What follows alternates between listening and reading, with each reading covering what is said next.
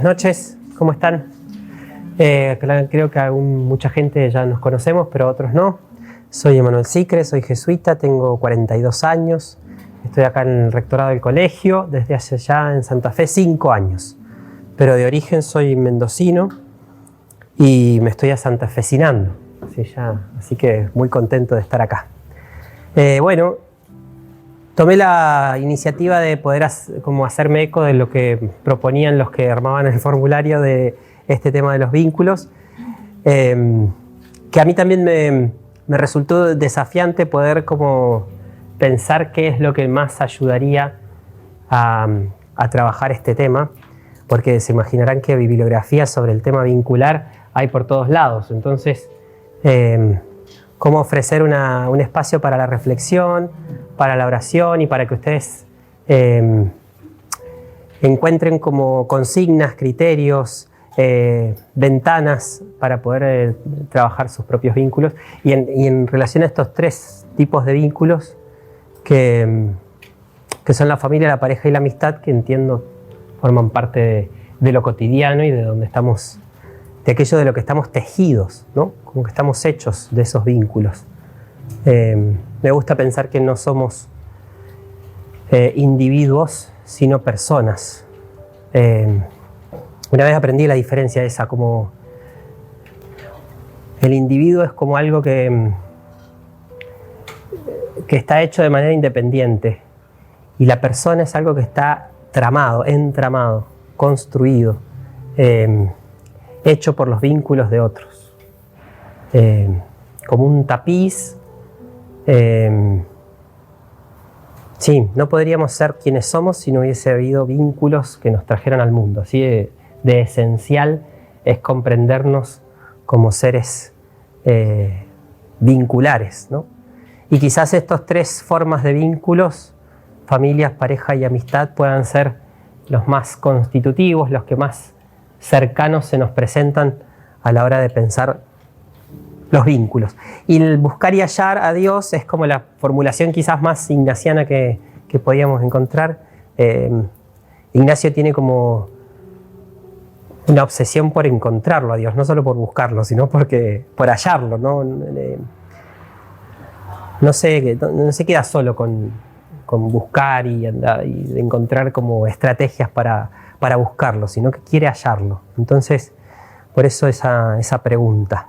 Ojalá que ayude la expectativa sobre el título a lo que viene, que será lo que Dios quiera, y lo que ustedes también me ayuden a trabajar. Va a haber momentos en los que voy a ser un poco más expositivo y voy a compartir un texto con ustedes, y otros momentos en los que van a interactuar con sus notas o sus propias reflexiones, con preguntas o con ecos que ustedes quieran hacer. Así que con libertad siempre pueden detenerme y vamos conversando, ¿sí?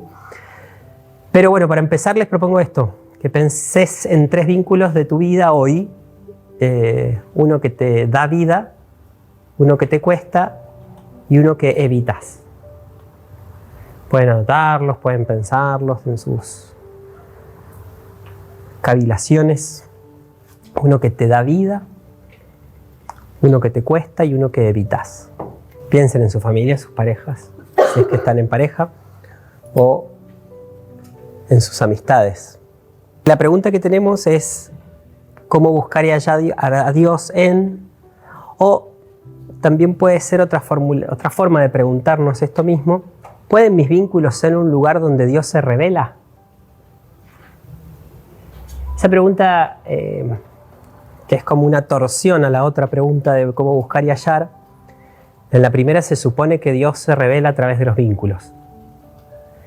Y esta hace insistencia en si mis vínculos y la forma en la que los estoy viviendo me dicen algo de Dios, me revelan, me muestran, se pueden convertir en mensaje de Dios. Y está bueno que en teología diríamos que los vínculos son un lugar teológico, un lugar de manifestación, un lugar donde Dios puede tener una palabra novedosa, donde su espíritu se manifiesta. Tenemos que suponer que sí, pero bueno, no tenemos la respuesta de manera inmediata, tendríamos que ir a buscar.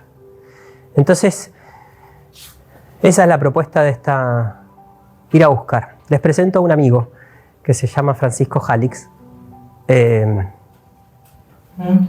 tiene un texto que es el que voy a compartir con ustedes y que cuando tomé este tema dije, bueno, y yo me metí primero en camisa de 11 varas, como me suele pasar, que digo que sí antes de pensar, y dije, bueno, vamos a trabajar el tema de los vínculos, sí, y después tenía que pensar cómo lo iba a trabajar el tema de los vínculos, y cayó así como del cielo este texto que lo he trabajado un montón de veces, pero no encuentro nada tan bueno como esto. Disculpen mi fanatismo con este autor, pero Francisco Jalix es un jesuita húngaro-alemán que vivió en la Argentina durante 20 años. Estuvo preso del proceso militar allá por el año 75, 76. Después de ahí se vuelve a Alemania y bueno, allá desarrolla una escuela de oración del nombre de Jesús, que es una escuela contemplativa, que los ejercicios espirituales de San Ignacio terminan con propuestas para rezar después de las 4 semanas, y una de las propuestas para rezar es la del nombre de Jesús, que es rezar respirando el nombre de Jesús. Bueno, no quisiera entrar en todo ese tema, pero él es el que propone y se murió hace unos 3 años atrás. Y tiene este texto que podría ser, se llama La Antropología de la Oración, que es del año 68, imagínense, hace un montón de tiempo, y así todo tiene mucha como actualidad, o podría decirse cómo la relación con los demás es la misma relación con Dios. Con lo cual la respuesta de si Dios se revela en los vínculos queda más que revelada la respuesta, o el sí. En verdad sí se revelan los vínculos. Y esa revelación en la propuesta de Jalix va a ser como casi simétrica. ¿Quieren que veamos cómo es? Yo voy a ir leyendo el texto y voy a ir comentando. Ustedes me pueden detener. Piensen que no solo está escrito en el año 68, por lo cual pueden haber como expresiones que les puedan sonar, no sé, de otra época. Pero piensen que lo escribió un religioso, y sobre todo para gente que tiene una vida espiritual, una vida religiosa, una vida como atenta a la oración. Vamos a ver si nos ayuda a pensar los vínculos. Dice así: las relaciones humanas en la oración. Parte del mundo de la oración y ahí va a los vínculos. En la Biblia muestra con frecuencia el paralelo que existe entre nuestra comunicación con Dios y nuestras relaciones humanas. Es imposible que se den una sin la otra. La medida de una es la medida de la otra. Es imposible amar a Dios mientras no amemos a los seres humanos que nos rodean. ¿Están de acuerdo con esto? Primera carta de Juan, capítulo 4, el que no ama a Dios, el que dice que ama a Dios y no ama a su hermano es un mentiroso, así como Juan en esa carta como que cachetea en esta dirección. Entonces ahí ya ustedes van asomándose a que si Dios se revela en mis vínculos, se revelan los vínculos reales que yo tengo. Y bueno, ¿cómo será esa relación? Dice, la oración y la misa carecen de sentido mientras no se ha enfrentado el conflicto en el ámbito de las relaciones humanas. La oración y la misa carecen de sentido. Taxativo, como demasiado fuerte que diga esto. ¿Y por qué? ¿Por qué es tan contundente? Mateo 5, si tienes algo con tu hermano, deja la ofrenda, reconcíliate con tu hermano y después haz tu ofrenda en el altar. Poderoso pensar en eso, ¿no? Sobre todo cuando tenemos conflictos y vamos a misa igual o rezamos igual. O rezamos porque tenemos conflictos. Pero parece que hay algo ahí que deberíamos prestarle atención. Hasta se puede hablar de una verdadera compenetración de estas relaciones. Un vaso de agua ofrecido a quien tiene sed es un vaso de agua que calma la sed de Jesús. Mateo 25. ¿Se acuerdan? El juicio final de Mateo 25. Tuve hambre y me diste de comer, tuve sed y me diste de beber, estuve de paso y me alojaste, desnudo y me vestiste. Pero ¿cuándo hicimos eso? Cada vez que lo hicieron con cada uno de mis hermanos, lo hicieron conmigo. ¿Cuándo no lo hicimos? Cada vez que no lo hicieron. Está hasta curiosa la repetición, ¿no? Porque bastaba con que dijera cada vez que lo hicieron con cada uno de los... No, pero después hace la especificación de que si no lo hiciste, tampoco lo hiciste conmigo, ¿no? Parece que hay una simetría y una identificación muy grande. Y esto es bravo. No sería exagerar las palabras del Evangelio afirmar que este paralelismo se aplica también a la calidad de las relaciones. A la miércoles. También con la calidad. Nosotros amamos a Dios con un corazón humano, con nuestras tendencias, con nuestros esfuerzos y actitudes humanas. Los conflictos que vivimos en las relaciones humanas se deben en gran parte a trabas en nuestra capacidad de amar. Yo siempre me he imaginado que el ser humano, así como tiene venas y existen arterias que se tapan, por esas venas que circula la sangre, circula el amor, circula la vida. Y nuestros vínculos nos sostienen como las venas al cuerpo, ¿no? Permiten que fluya nuestra vida a ese nivel.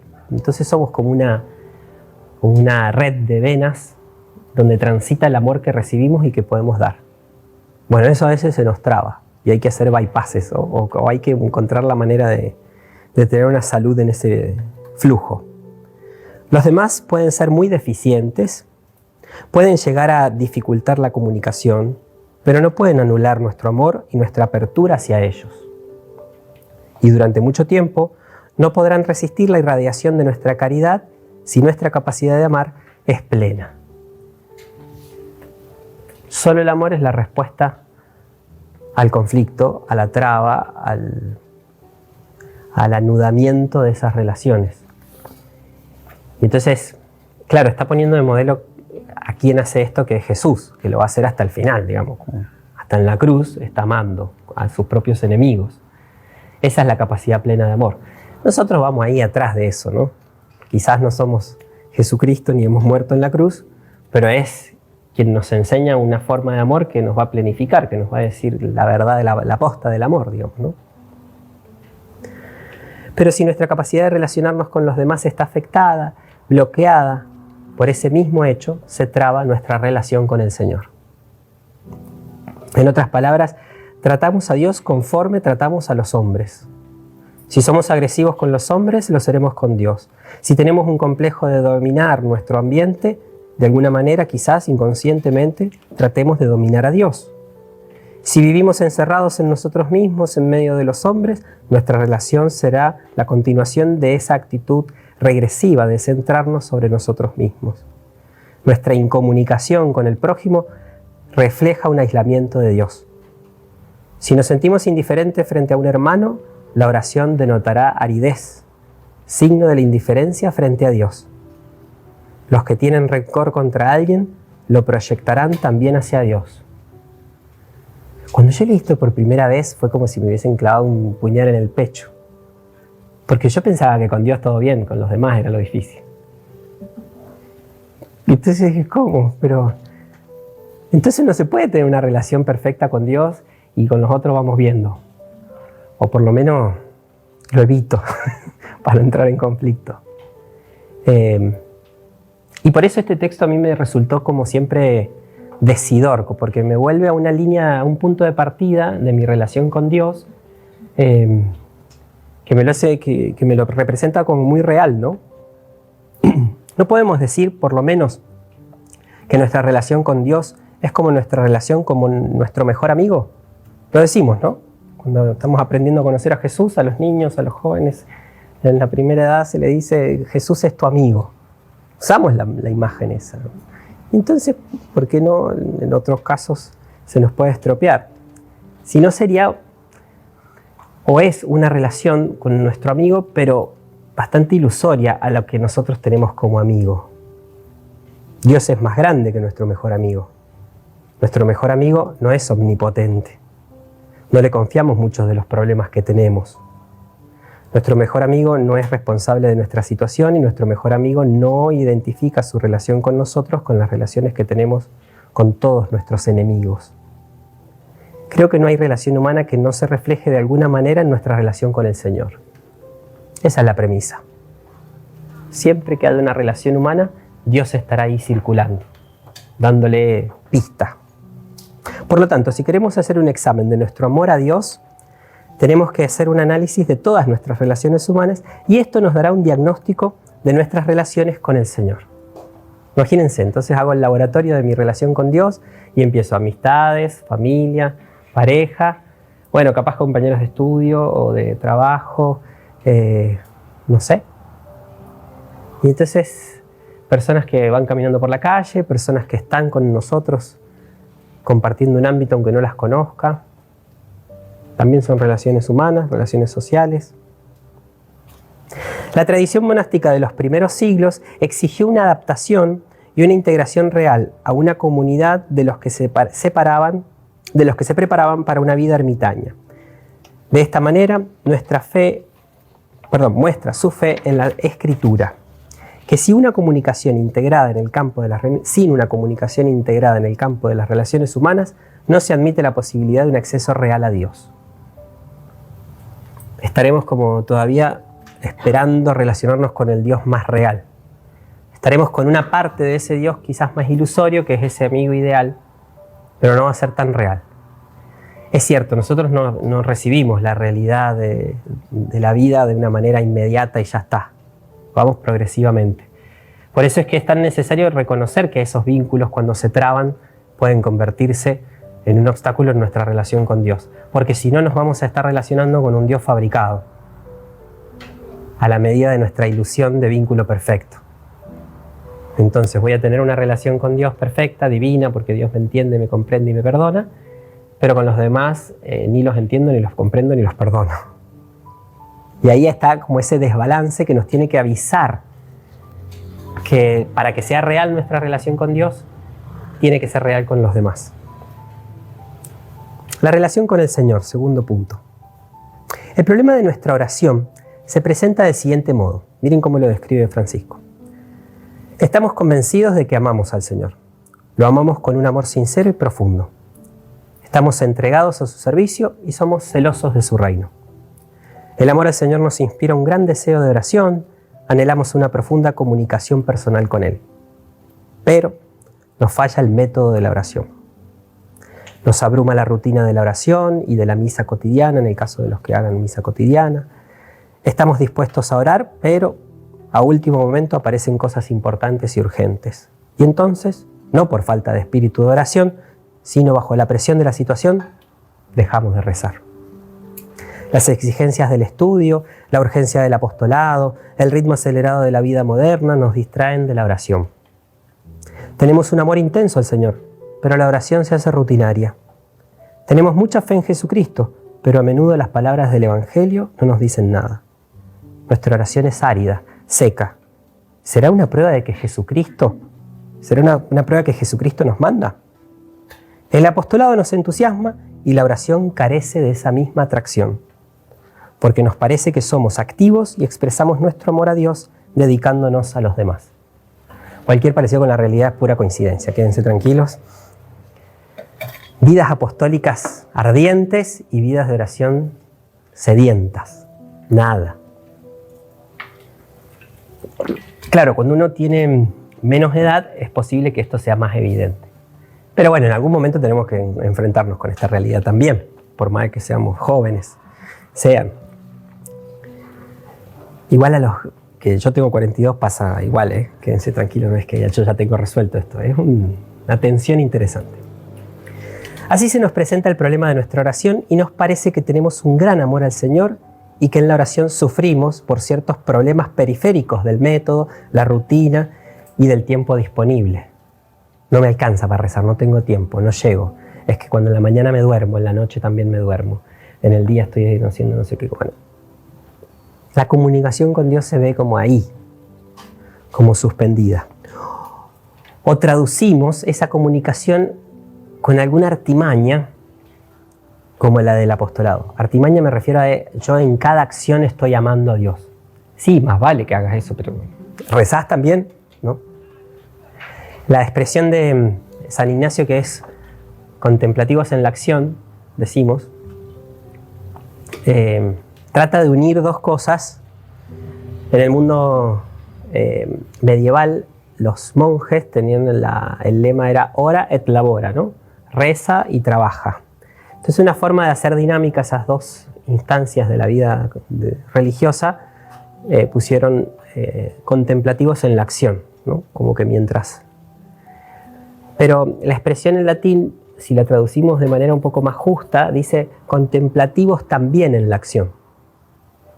También, o sea, no es que no había que ser contemplativos antes de la acción, también en la acción, ¿no?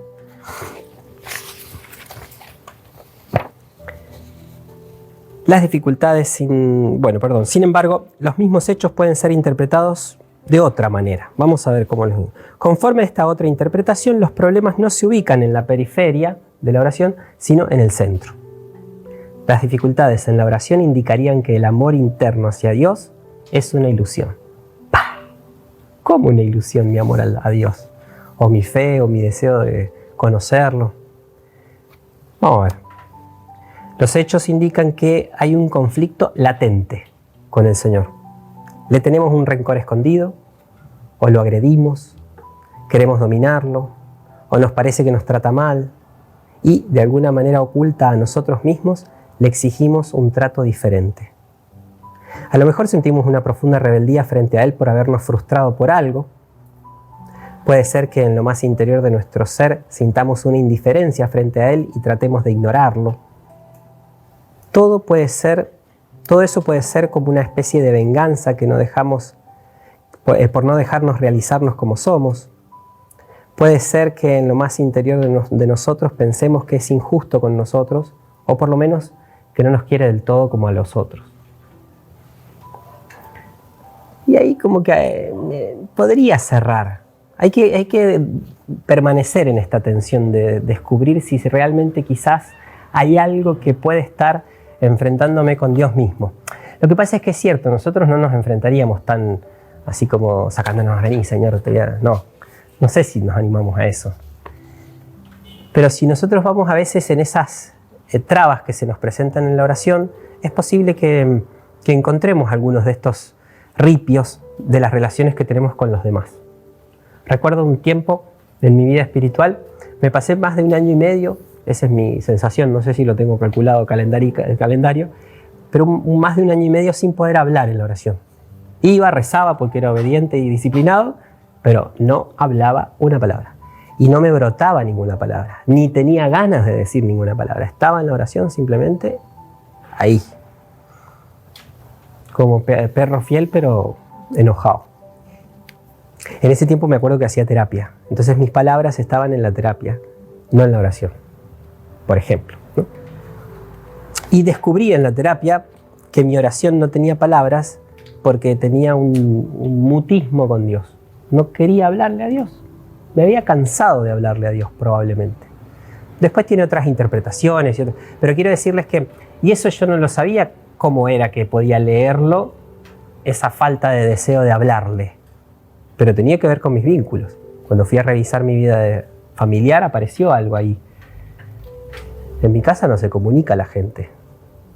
Se comunican hasta un cierto punto. Hay cosas que no se dicen en familia. Si Dios es familia, tampoco se dice. Más o menos ese sería como la ecuación. Y yo no podía negar que estuviera, no sé, que me había dedicado a Dios, pero hay capas en nuestra interioridad que las descubrimos en la permanencia del silencio y de la relación, en el estar. No se dictamina cómo es mi relación con Dios, la descubro como se va dando. Ciertamente no nos atrevemos a formularlo de una manera tan cruda, sino que tratamos de convencernos de que amamos a Dios y tratamos de hacer esfuerzos cada vez más grandes por amar mejor. Inconscientemente nos parece que con este esfuerzo evitamos tener que enfrentar nuestro conflicto real con Él.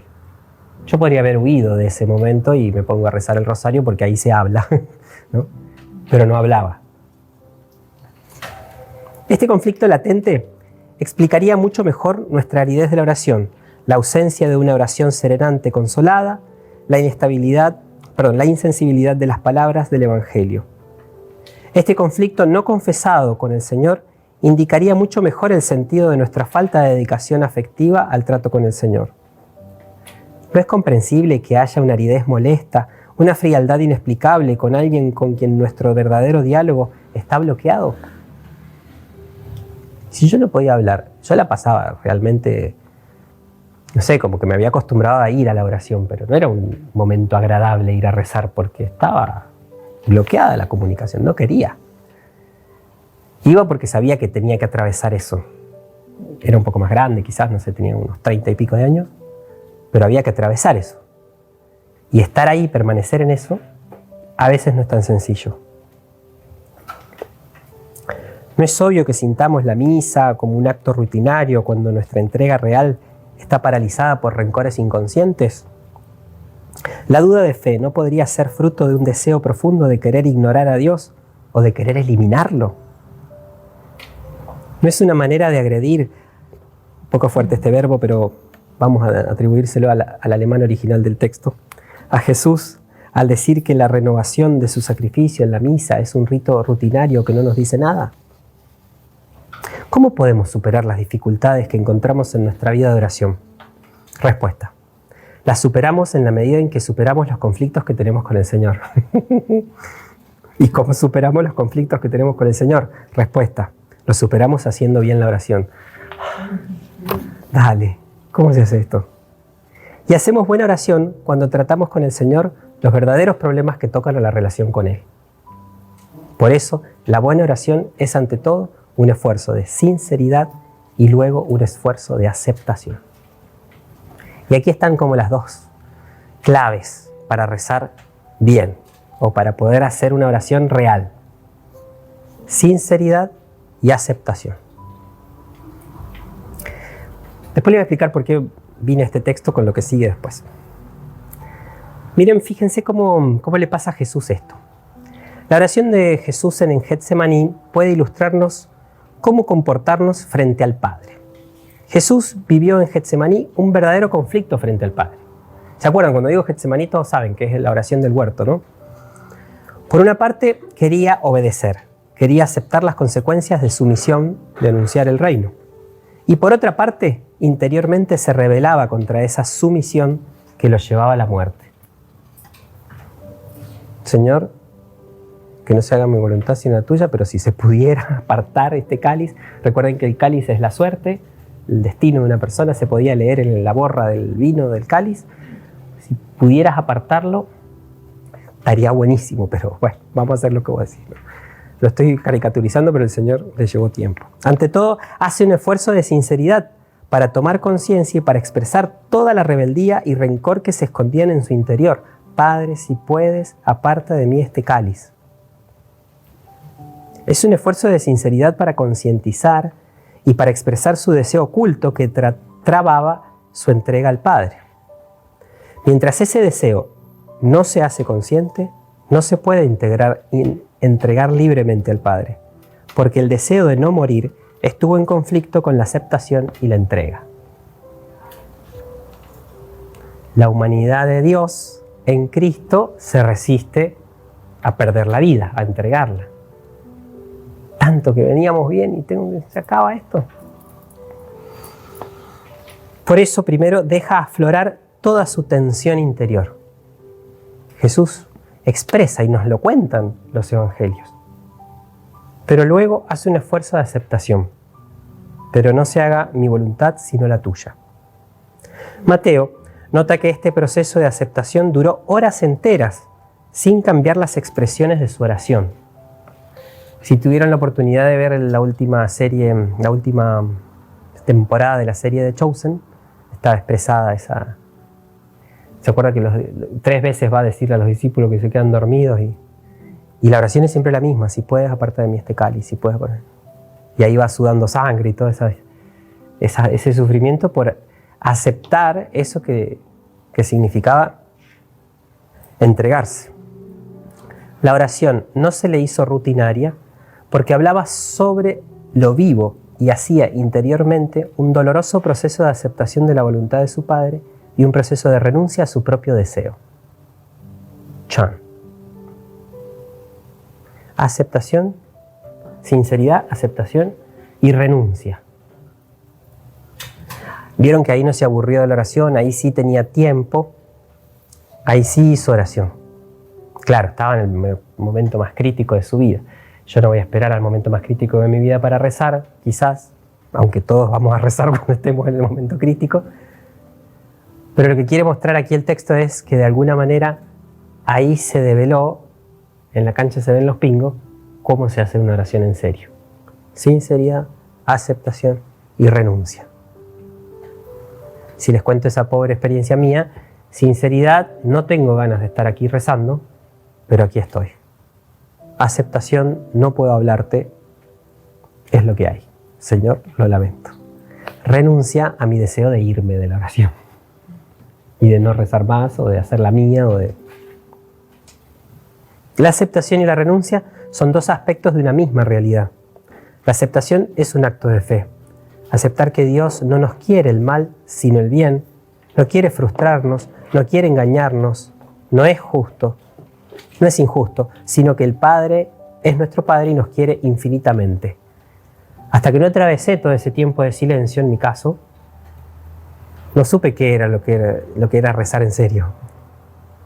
Para mí, ¿no? En mi proceso espiritual. Y tenía que confiar que ese camino de aridez era un camino hacia una madurez en la vida de oración. Hubiese pensado en mi rencor, si quisiera, Dios me está castigando por algo, me tiene que hacer una prueba para que yo aprenda, con resentimiento, con recelo, sin aceptación. La renuncia consiste en abandonar una interpretación egoísta del mundo y de nuestra situación. Pero para esta aceptación y esta renuncia es preciso confesarnos que lo sentimos de alguna manera como si nos frustrara algo, así como Jesucristo tuvo la impresión de que el cáliz que tenía que beber lo frustraba. Atravesar el conflicto que nos provocan las pruebas, ir más allá, confiar en que Dios de este mal o de esta situación desagradable va a sacar algo bueno, algo positivo. Solo si realmente hemos tomado conciencia de nuestro problema real con el Señor, solo entonces podremos lanzarnos a este proceso de aceptación de nosotros mismos, de nuestra situación y de Dios mismo. Personas que se quieren mucho se buscan para comunicarse, aprovechan intensamente el tiempo que pasan juntos, no se niegan a dedicarse mutuamente el tiempo y no se olvidan de sus compromisos mutuos.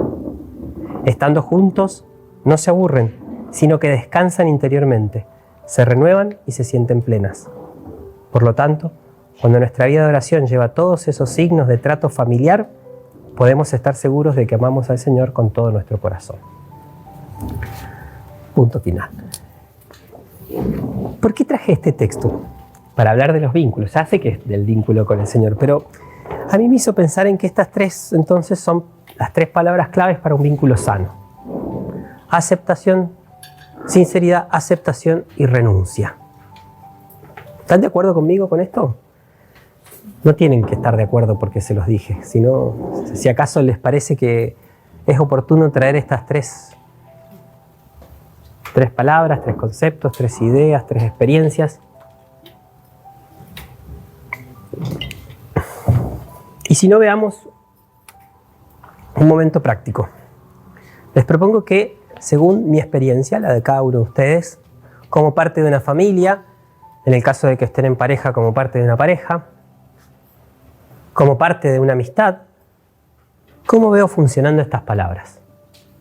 Vayan a sus vínculos, con sus memorias, con sus experiencias, y traten de encontrar cómo estarían funcionando. Tuvimos el ejemplo de Jesús, o el ejemplo de cómo en la vida de oración, y de ahí me agarro de la relación con el Señor, que necesita esto, sinceridad, aceptación y renuncia. Ahora le vamos a pedir que nos ilumine de este lado, así como decía que las relaciones humanas ayudan a entender la relación con Dios. Bueno, ahora que entendimos más o menos que la relación con Dios va por ahí, vamos a iluminar las relaciones humanas que ustedes tienen, que tenemos acá. Hagan el ejercicio desde su experiencia, y después lo que vamos a hacer es algún eco de esa pregunta. Tómense un ratito. ¿Quieren? Pensá en tu mamá, en tu papá, tus hermanos. Quizás no están las tres, si está una sola o dos, o una la ves re evidente y la otra te encantaría que fuera así. Claro, empezamos como, vamos a trabajar el tema de los vínculos y pusimos como un arado así y empezamos a remover para todos lados, porque la idea es que ustedes de alguna manera se vayan pensando y se queden con material para sus propias oraciones. Algo de lo que dijimos, de lo que dijeron recién que les quisieran hacerlo público, digamos, o quisieran compartirlo un poco, sobre el tema de la renuncia, la aceptación, la sinceridad. ¿Te entendía por dónde iban la cosa, más o menos?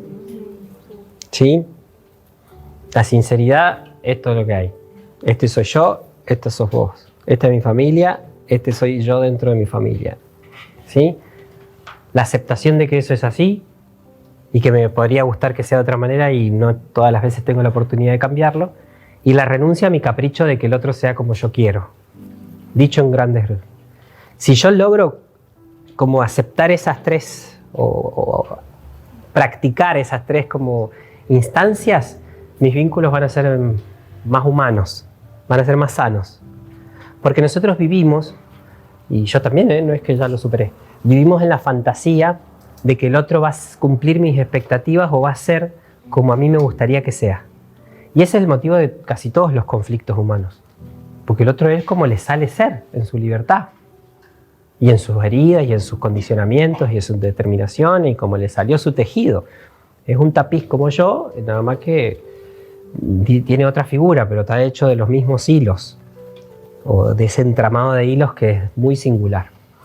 Entonces, quizás como para redondear un poco, en la tradición bíblica, estos tres vínculos tienen como esta lógica. Fíjense cómo es que Dios ve la familia y no es perfecta. Si ustedes ven los vínculos familiares del Antiguo Testamento hasta Jesús y pasando después, ninguno es perfecto. Ninguno es ideal. La Sagrada Familia, me atrevería a poner alguna... No quiero sospechar la Sagrada Familia, lo que quiero decir es... Ojo, pues si no voy a ir preso. Lo que quiero decir es que en la Sagrada Familia nosotros identificamos que Dios habita de una manera plena por la aceptación, la sinceridad, la aceptación y la renuncia de María y de José para ser colaboradores de la misión de Dios en el mundo, que es hacerle lugar a Jesús. En ese sentido es una familia plena, pero no que no había problemas, y además el concepto así como de mamá, papá e hijos en la antigüedad no existía, eran clanes familiares, vivían todos como juntos los que eran de la misma familia, ¿no? Entonces nosotros tenemos ese concepto de familia como muy relacionado al concepto más de familia, quizás más moderno, pero lo que se quiere decir es que hay una plenitud en el vínculo. Pero si vamos a un poquito a la historia, no podemos pensarlo simplemente así como ellos tres y nada más. Hay toda una familia como detrás, ¿no? Pero fíjense, ninguna de las familias del Antiguo Testamento ni del Nuevo son perfectas, sino que es el lugar donde Dios entra en una historia real y la va salvando al hacernos hermanos, hijos de un mismo Padre. Eso es una familia para Dios. Un lugar donde puede permanecer, donde puede quedarse, donde nos va construyendo, donde nos va haciendo hermanos entre nosotros. Por eso Jesús va a decir: a nadie llamen Padre, porque todos tenemos un mismo Padre. La familia que Dios sueña es la familia del reino, que seamos todos hermanos entre nosotros. Hermano de mis padres también. Y ver a mis padres como hermanos míos en la fe. Está bien que son mis progenitores, mis padres que me dieron la vida, el sentido y están en mi línea genealógica anterior a mí. Pero son hijos de Dios como yo.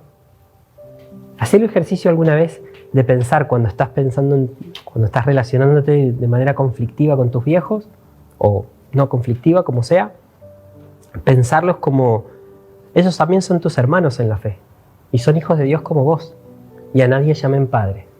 Afuera están tu padre, tu madre y tus hermanos, le dicen a Jesús, ¿se acuerdan?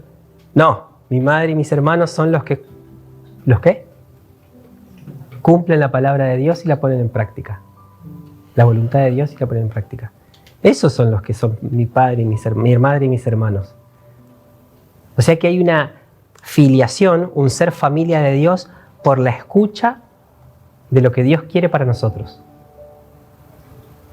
Entonces vamos a ser familia suya.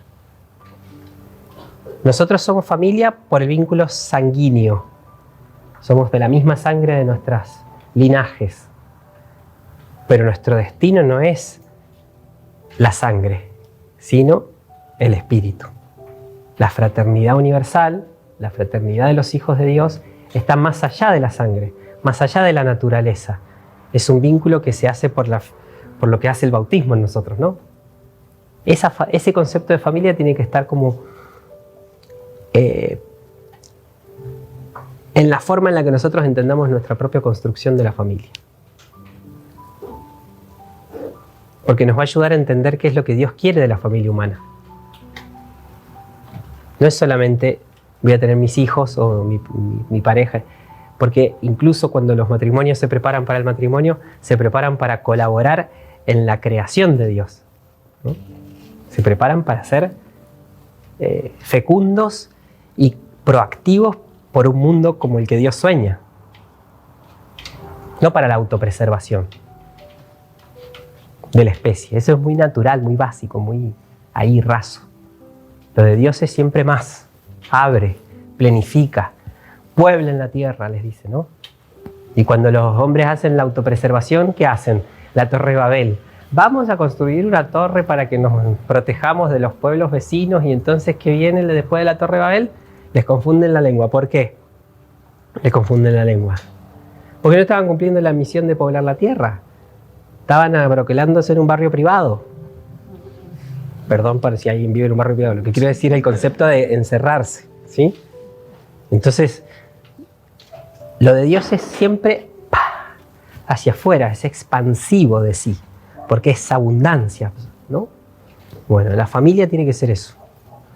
O por lo menos manifiesta a Dios cuando es hacia afuera. Y en la pareja, fíjense, la pareja no es fusión ni necesidad, que sería lo que hoy llamamos las relaciones codependientes, donde uno es y el otro es. Esas relaciones simbióticas. Es decir, yo te llamo y vos me llamás.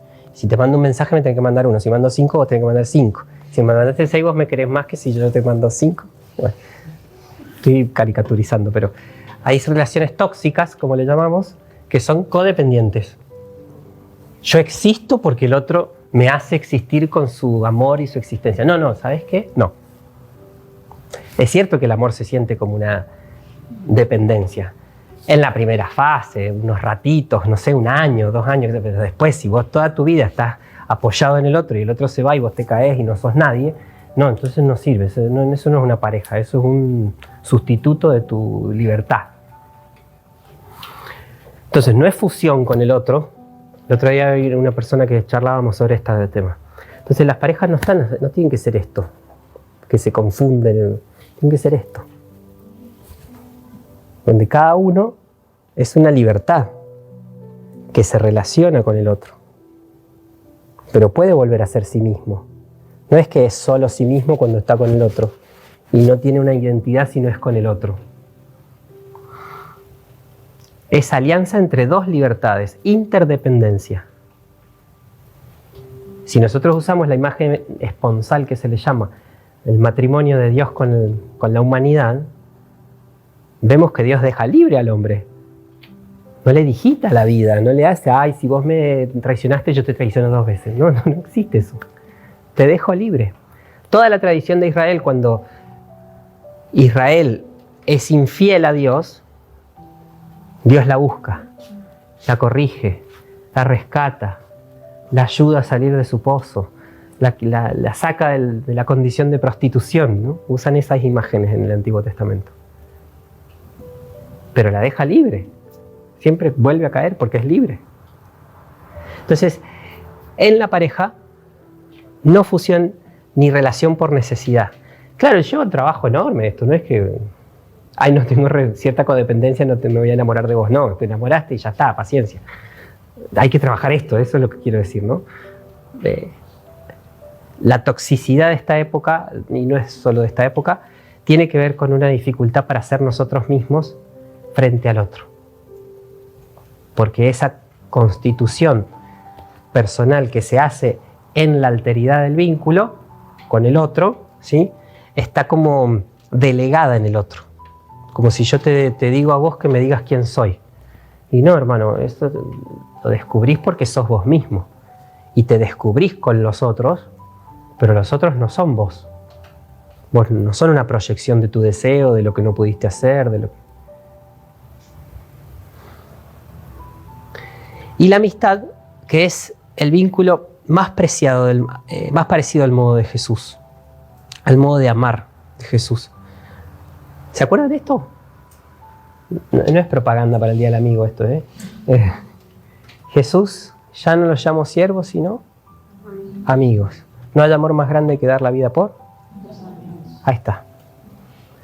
El vínculo de amistad es el vínculo de gratuidad por excelencia. Porque sí, porque sos amigo y porque sí.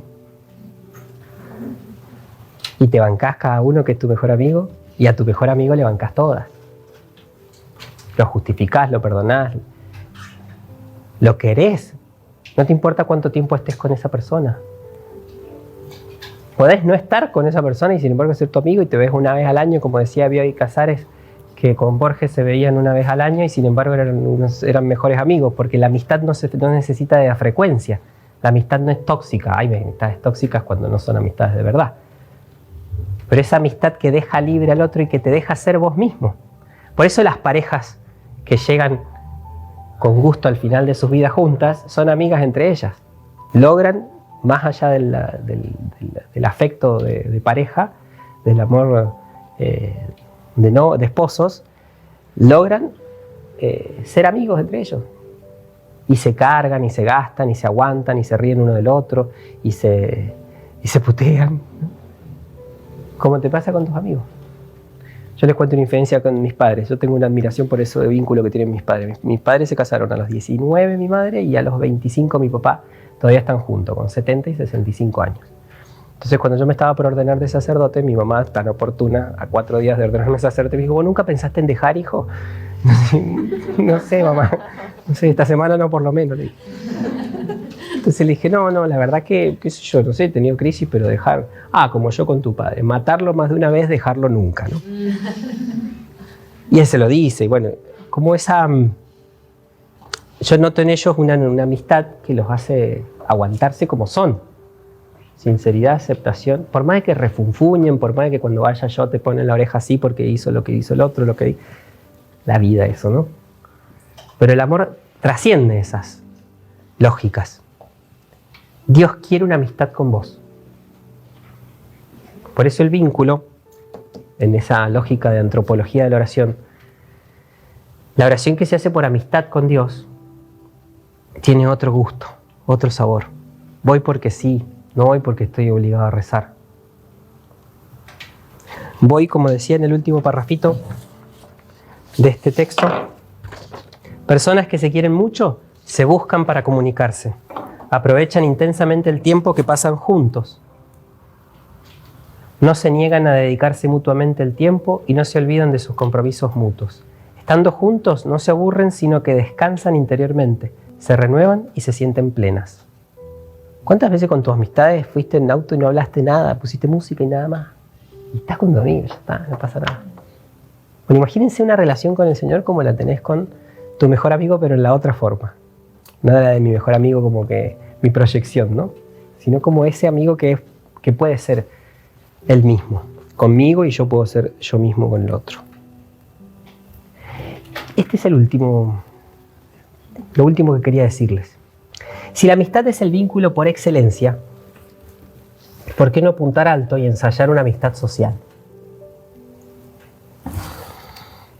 Y traje a alguien que habla de esto, que lo dice mejor que yo. Dice la Biblia que el que encuentra un amigo encuentra un tesoro.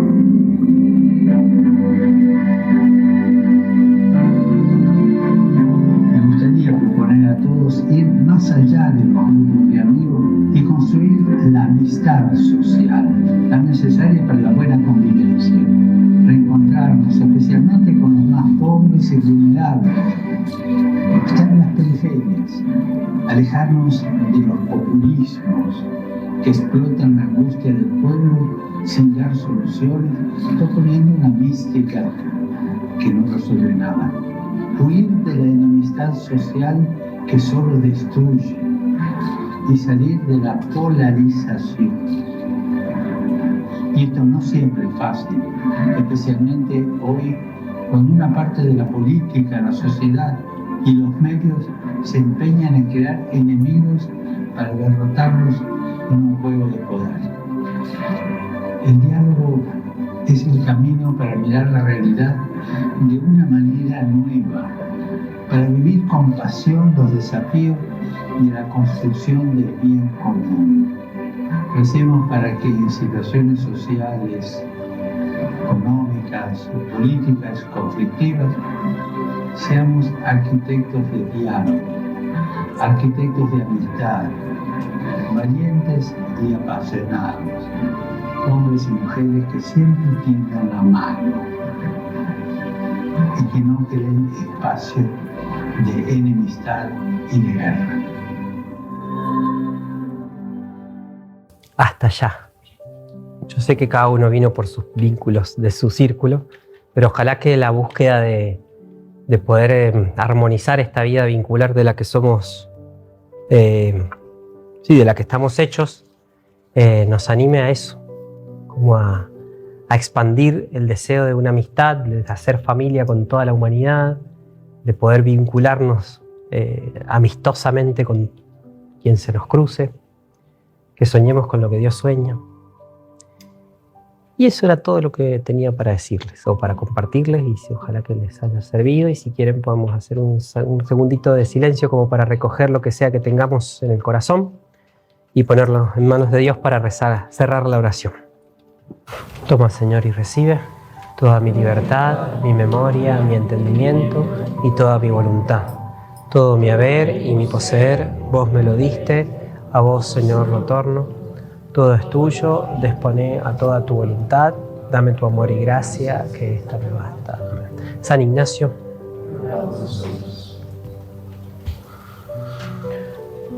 Bueno, ¿aprobamos? El grupo que prepara estas cosas, salimos bien, estamos bien de tiempo, nos fue bien.